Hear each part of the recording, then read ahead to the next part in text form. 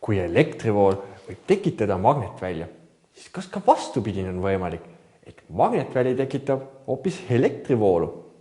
On. Ja see on tähtsam, kui esmapilgul arvatagi võib. Sest just nii tehakse elektrit elektrijaamades, isegi teie jalgrattatünamotes. Nii töötavad ka trahvod elektroonikaseadmetes ja alajaamades. Aga mitte igasugune magnetväli igasugusel juhul ei pane kõikides elektritraatides elektrone voolama. Nimelt peab ka midagi muutuma, et elektrivool tekiks, selleks peab kas liikuma traat või muutuma magnetvälja tugevus. Ning kui me selle kokku võtame, siis on üks seadus, mis ütleb, et kui meil on traadis selline silmus,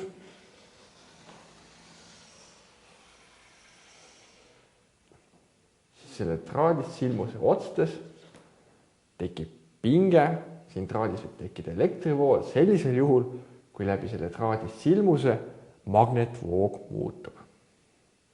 Ütleme, meie traadis silmus on magnetväljas.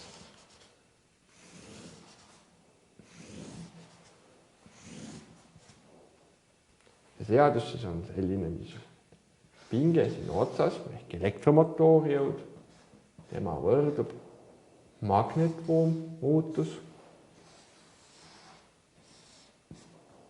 See delta tähendab siis muutus ja ajamuutus. Ehk mida kiiremini see toimub ja mida suurem see magnetvoo muutus on, seda suurem on see pinge siin selle traadist silmuse otstel. Ja seda suurem võib see elektrivool siin olla. Aga mis on magnetvoog? Magnetvoogu kirjeldab selline valem. Ütleb, et magnetvoog on magnetvälja tugevuse, mida me juba teame, korrutis.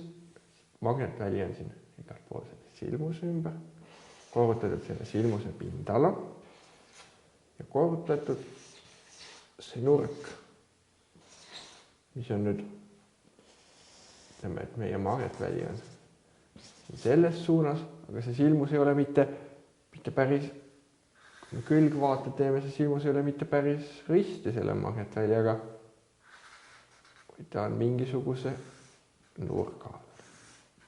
Magnetväli on siin suunas, silmuse normaal on siin ja see nurk on all.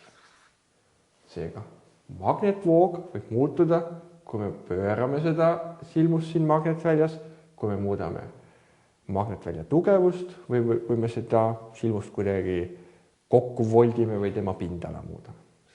Nii pindala kui nurga kui magnetvälja tugevus, need kõik muudavad ka magnetvoogu ja kui muutub magnetvoog, siis tekib siin otsas elektripinge.